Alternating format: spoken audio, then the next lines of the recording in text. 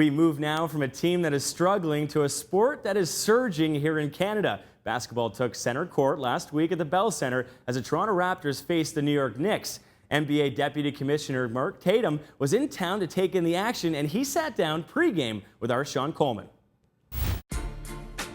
Andrew Wiggins, Anthony Bennett, Tyler Ennis.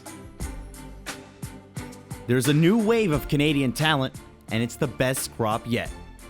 15 years ago, I'm not sure I would have imagined that there'd be this much talent coming from Canada.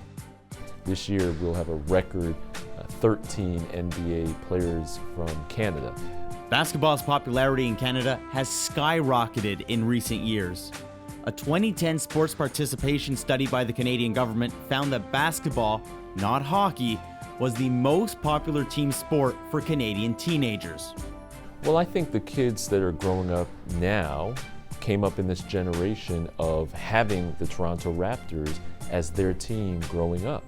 And so when you think about the Anthony Bennetts and the Andrew Wiggins and the Nick Stauskas, they grew up with the Raptors, and I think that inspired them to want to continue to play the game of basketball. We're getting the most gifted, talented athletes in the country to want to play basketball. The last 2 years saw more Canadians drafted in the first round than the entire 1980s and 90s combined.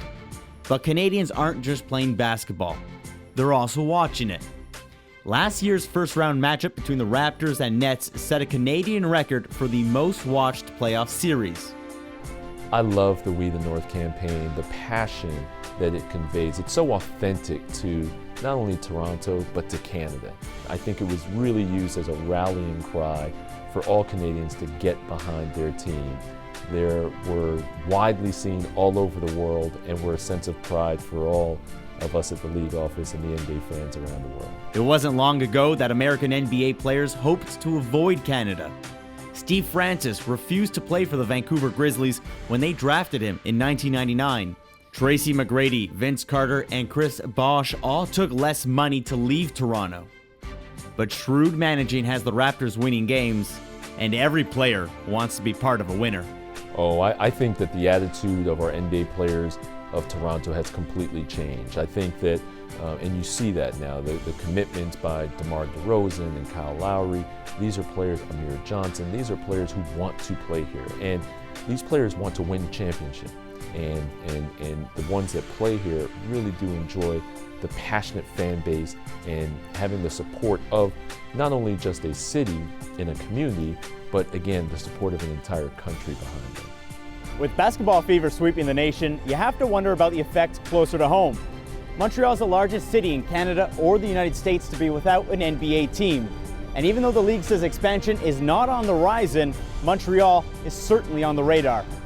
The last 2 times we've had preseason games here, it's been the most attended preseason game that we've had of our international preseason games. And so it's a top 10 North American market. So I think that Montreal would be a fantastic market to have an NBA team, but it's not on the agenda today.